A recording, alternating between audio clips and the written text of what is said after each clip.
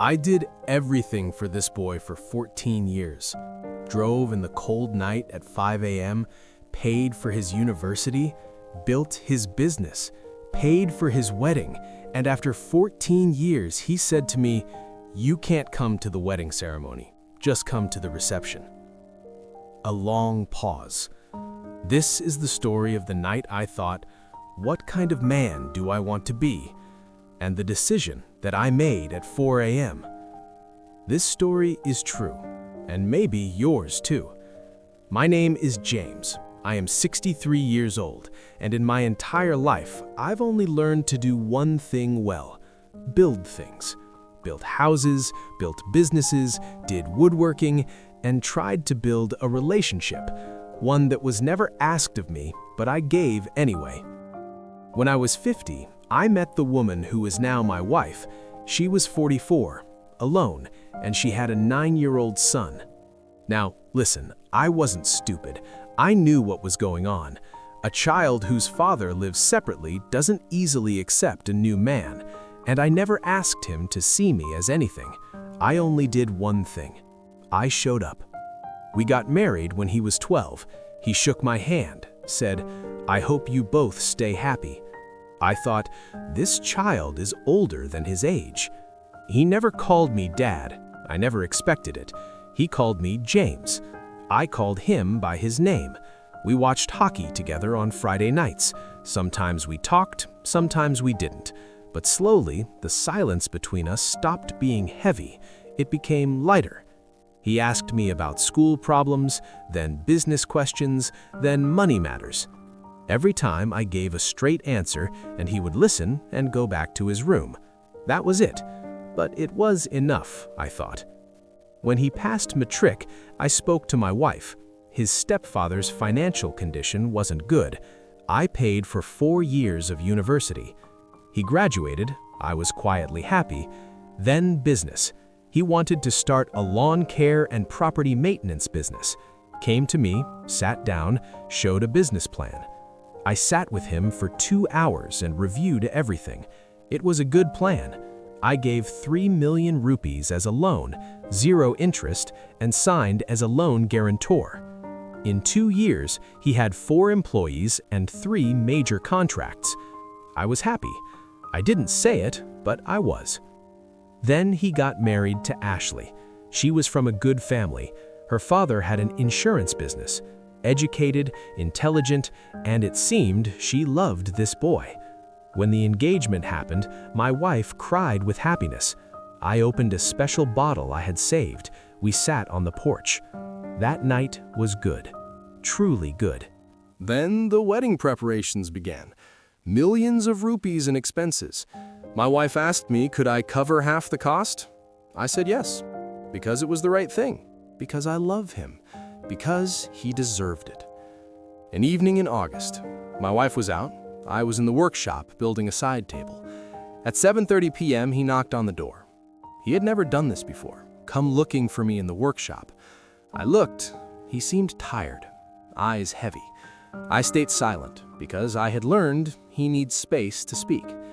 Then he said, "James, about the wedding, we were thinking, the ceremony, we want to keep it to close family." I said, "Understood."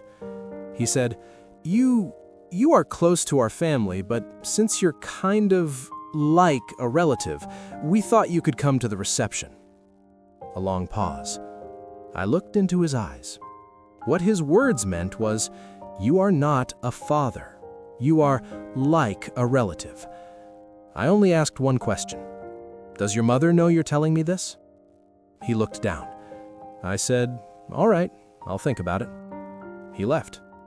I stood in the workshop, kept looking at the table I was building. I put my hand on it. It was smooth. Whatever I build, I make it smooth. My wife came home at 10 p.m. I was sitting in the kitchen, cold tea in front of me. She looked at my face and understood.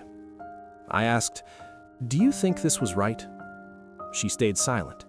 I asked directly, "If you were in my place and someone told you not to come to the ceremony, just come to the reception, would that be okay?" She looked at her hands and said, "I wish it had happened differently." That's all I got.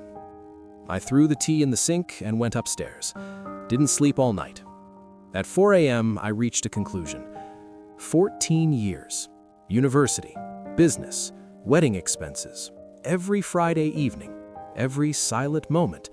And today I was told I am like a relative. I asked myself, if a friend told me this story, what would I think of that friend who stayed quiet and went to the reception? And I knew the answer. The next morning I picked up the phone, called the hall booking company, the booking was on my credit card, said there's a family situation I need to talk.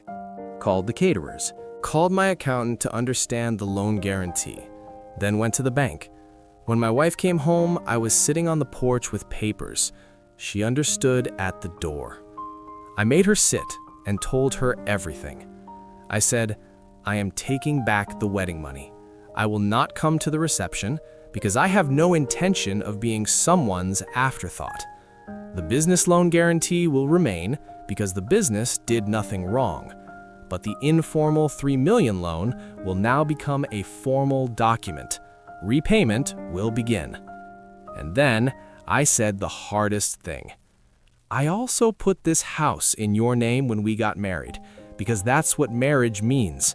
I'm not going anywhere, but what you didn't say last night, I heard it, and I need some time to think about what that means for us. She started crying. I did not get up from my chair. 2 days later, he called. His voice was different. For the first time, I heard him helpless. He said, "You said you would think." I said, "I did, and I decided." He said, "You're taking revenge." I said, "That's your opinion, and you have the right to it." Then I said what I had prepared in 2 days. I never tried to be your father. I only tried for 14 years to be a dependable man. That hasn't changed. What has changed is now I know where I stand, and I will not fund an arrangement where I don't exist. A long silence. Then Ashley's father, Frank, called, a straightforward man. He said, "Frank, I heard. This is complete ingratitude. If my father had done even half of what you did, I would seat him in the front." I said, "Frank, this isn't your fault." He said, "You're a better man than me in this situation." I said, "I don't know. I only know what I am and what I'm not." 3 weeks later, he came, Saturday morning. My wife made coffee and then went to another part of the house.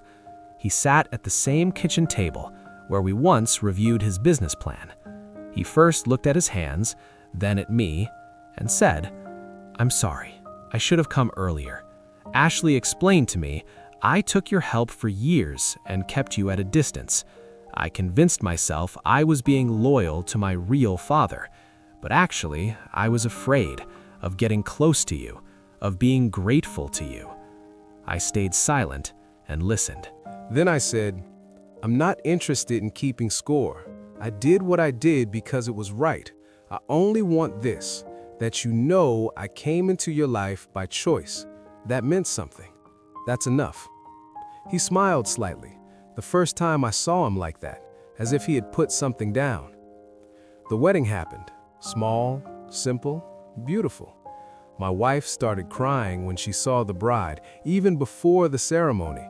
I stood beside her and kept handing tissues. During the reception, Frank raised a glass from afar. I did too.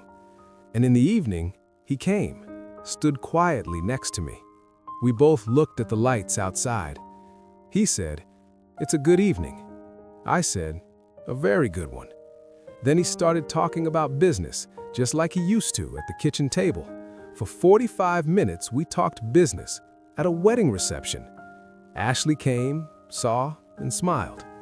I know there are men who stay quiet in this situation, who go to the reception, smile, say, "It's fine, I never considered myself a father anyway." I don't call them wrong. For 14 years, I was almost that same man. But at 63, when you've built a lot, houses, relationships, a life, you understand one thing: don't paint over a crack. Whether it's a wall or a relationship, you can place furniture in front of it, but the crack will keep spreading, silently, deep inside. And one day, what you built won't stand. I decided, fix the foundation first, even if it hurts. It took money, nights, difficult conversations, but on the other side, what exists is strong. For the first time, truly strong. Last week he called, for no reason, just to say he got a big contract. He talked for 20 minutes, freely, excitedly. I thought, this is the same man who was always inside. I didn't create him, but I stayed present. And in the end, that's what mattered.